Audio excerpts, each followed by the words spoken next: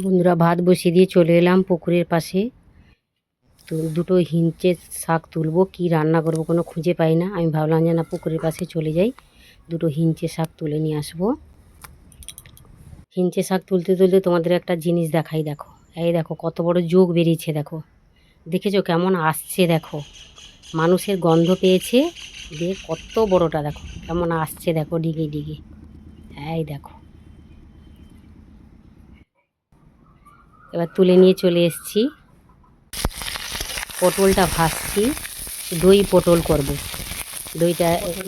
পটলটা ভালো করে ভেজে নিচ্ছি। এবার তুলে রাখবো, দই পটল করব। গরমে তো কিছু খেতে ইচ্ছে করে না। দই পটল করব, সব মশলা নিয়ে নিয়েছি। টমেটো, পেঁয়াজ, আদা, হলুদ, লঙ্কা গুঁড়ো, দই সবটাই নিয়ে নিয়েছি। একটু জিরে ফোড়ন দিয়ে দিয়েছি।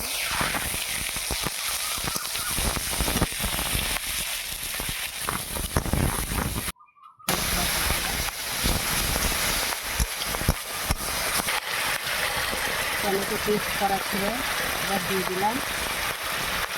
পরিমাণ মতো লবণও দিয়ে দিলাম। একটু চিনি দিলাম। একটু ভালো করে নাড়াচাড়া করে তারপর দই দিয়ে দেবো।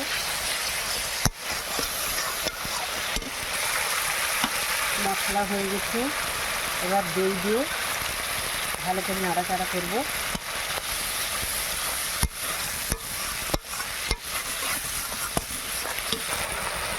দেখো মশলা হয়ে গেছে, এবার পটলটা দিয়ে দিলাম।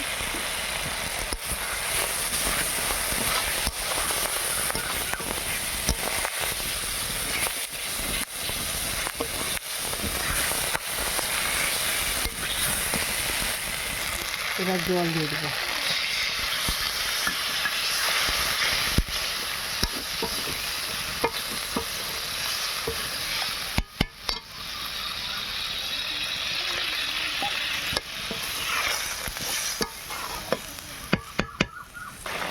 তরকারি হয়ে গেছে, একটু চিনি দিয়ে নামিয়ে আনবো।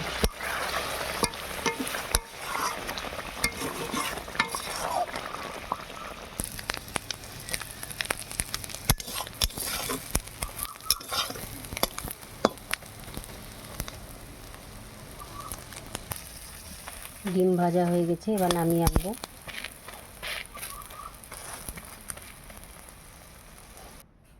বন্ধুরা, আজকে কি রান্না করেছি দেখো।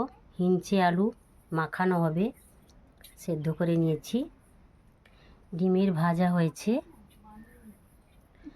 দই পটল দেখেছো, আর ঘরের গাছের পাকা আম,